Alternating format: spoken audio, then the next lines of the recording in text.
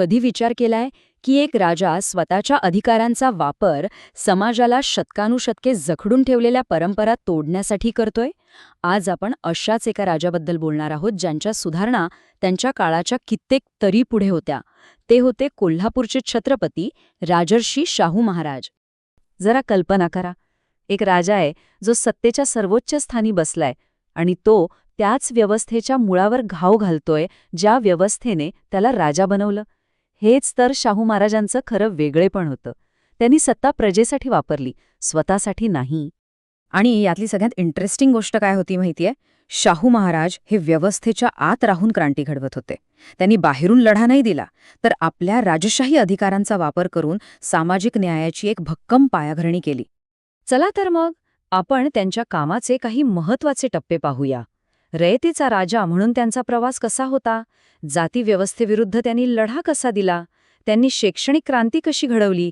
आधुनिक अर्थव्यवस्थेची उभारणी, स्त्रीमुक्तीसाठीचं कार्य आणि शेवटी त्यांचा आजच्या काळातही महत्त्वाचा असलेला वारसा. तर मग सुरुवात करूया त्यांच्या प्रवासापासून. ही गोष्ट सुरू होते यशवंतराव घाटगेंपासून. एका सामान्य घरात जन्मलेले यशवंतराव पुढे जाऊन इतिहासातील सर्वात लोककल्याणकारी राजांपैकी एक म्हणून ओळखले जाणार होते. 1894 साली, म्हणजे विचार करा, वयाच्या अवघ्या 20व्या वर्षी त्यांनी कोल्हापूर संस्थानाची सूत्र हाती घेतली आणि त्यानंतरची पुढची 28 वर्षे म्हणजे 1922 पर्यंत त्यांची कारकीर्द ही सामाजिक बदलांचा एक झंझावात ठरली. आता वळूया त्यांच्या सगळ्यात धाडसी आणि खरं सांगायचं तर क्रांतिकारी कामाकडे. ते म्हणजे जाती व्यवस्थेच्या मुळावर घातलेला घाव. साल होतं 1902. भारतीय इतिहासातलं हे एक असं वर्ष आहे जे खरं तर सुवर्ण अक्षरांनी कोरलं गेलं पाहिजे. पण का? असं काय घडलं होतं या वर्षी? या एका वर्षाने सामाजिक न्यायाची दिशाच बदलून टाकली. महाराजांनी एक ऐतिहासिक जाहीरनामा काढला. त्यांनी प्रशासकीय नोकऱ्यांमध्ये 50% जागा मागासलेल्या वर्गांसाठी राखीव ठेवल्या. विचार करा, 100 वर्षांपूर्वी जेव्हा याची कोणी कल्पनाही करू शकत नव्हतं, तेव्हा घेतलेला हा निर्णय होता. हा भारतातल्या सकारात्मक कृतीचा म्हणजेच ॲफर्मेटिव्ह ॲक्शनचा कदाचित पहिला आणि सर्वात धाडसी प्रयोग होता. पण महाराजांचं काम फक्त आरक्षणापुरतं मर्यादित नव्हतं. त्यांनी वेठबिगारीसारखी गुलामगिरीची पद्धत कायद्याने बंद केली. कुलकर्णी वतनदारी म्हणजे पिढ्यानपिढ्या चालत आलेली प्रशासकीय मक्तेदारी मोडून काढली. इतकंच नाही तर अस्पृश्यता निवारणासाठी सार्वजनिक पाणवठे, शाळा, दवाखाने सर्वांसाठी खुले केले. हा विषमतेवर केलेला एक चहूबाजूंनी हल्ला होता.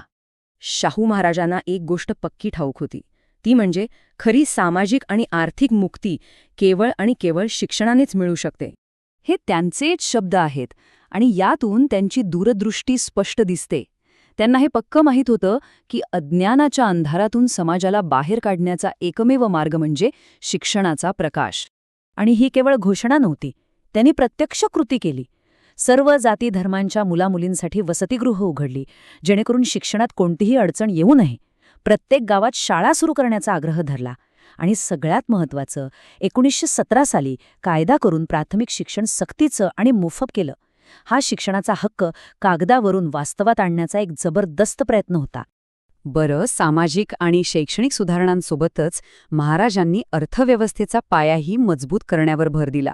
आपल्या प्रजेला स्वावलंबी आणि समृद्ध बनवण्यासाठी त्यांनी खूप महत्त्वाची पावलं उचलली. त्यांची आर्थिक दृष्टी किती संतुलित होती हे बघा.